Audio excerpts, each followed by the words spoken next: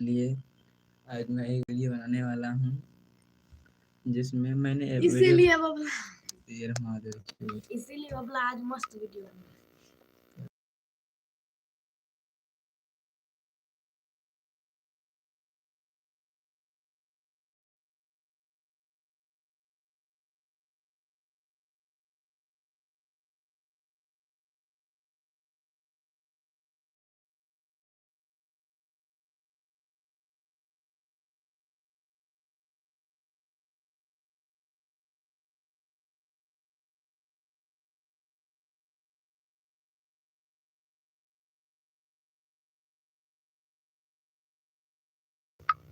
देख सकते हैं भाइयों और बहनों, इस लड़के की आंख से लाल रंग का क्या निकल रहा है पता नहीं।